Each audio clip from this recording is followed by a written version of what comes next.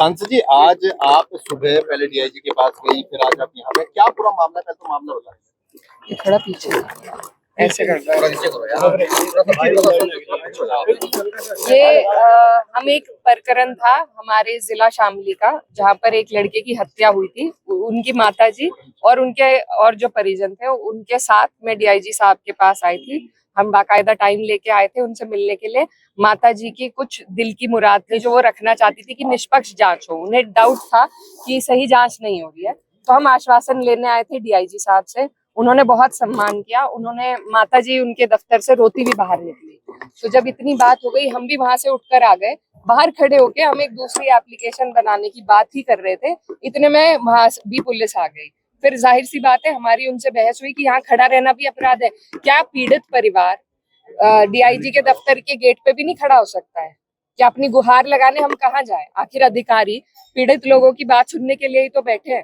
बाकायदा टाइम लेके हम गए हुए हैं, तो हम बाहर खड़े होकर अगर बात कर रहे हैं तो उस पर इन्होंने ये पूरा ड्रामा रचा है। मुझे वहां से महिला थाने ले जाया गया ये बोल के कि हमने रोड ब्लॉक किया है। हालांकि हमारे पास भी सारी रिकॉर्डिंग मौजूद है, कोई रोड 1 मिनट भी नहीं रुका। और दूसरे थाने में अन्य परिजनों को ले जाकर अब उन्हें जेल में डाल दिया गया है। हम ये पूछने आए हैं कि क्या अधिकारियों के पास अपनी पीड़ा को लाना, अपने दुख को जाहिर करना, क्या ये अपराध है?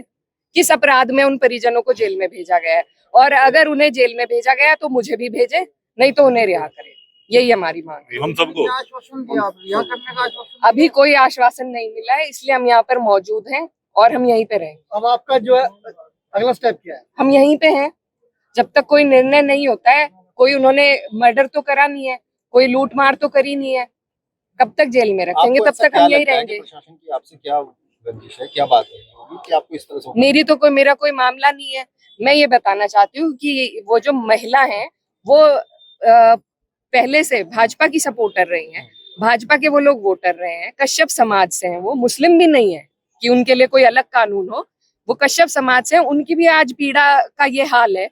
हम उन्हें साथ लेकर गए तो डीआईजी साहब से सिर्फ आश्वासन चाहते थे कि निष्पक्ष जांच हो जाए, वो भी उनसे नहीं दिया गया। और साथ में ये किया कि उन्हीं के परिजनों को जेल भेज दिया गया है। आपको रोका भी गया सरसावा से आने के लिए? जब आप वहां पर बैरिकेडिंग लगाई गई। सरसावे में, हसनपुर चुंगी में हमें जिले में घुसने से भी रोका जा रहा था, लेकिन ये हमारा घर है, हम यहाँ के रास्ते जानते हैं, हम यहाँ पहुंचे हैं। और अब हमारी एक ही मांग है, मुझे कोई आपत्ति नहीं है, मेरे लोग मेरे साथ आए थे, या तो मेरे पर भी मुकदमा हो, 151 में वही कार्रवाई हो, या फिर उन्हें रिहा किया जाए। पुलिस प्रशासन की कहीं ना कहीं बातचीत जो निकल के आई, वो ये कह रहे हैं कि हमारी ऐसी क्या बातचीत हो सकती है, और एक सपा सांसद वो भी महिला, हम उनको कैसे इस तरह की बात कर सकते हैं? किस तरह की?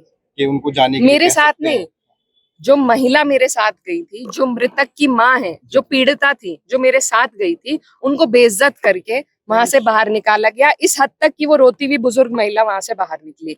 अगर मेरे साथ गया हुआ कोई भी इंसान इस तरीके से बेइज्जत होगा तो वो मेरी बेइज्जती है। तो अब आपका अगला क्या होगा? अब हम यहाँ इनके इंतजार में हैं कि या तो ये मेरे पर चालान करे, उससे भी हम संतुष्ट हैं।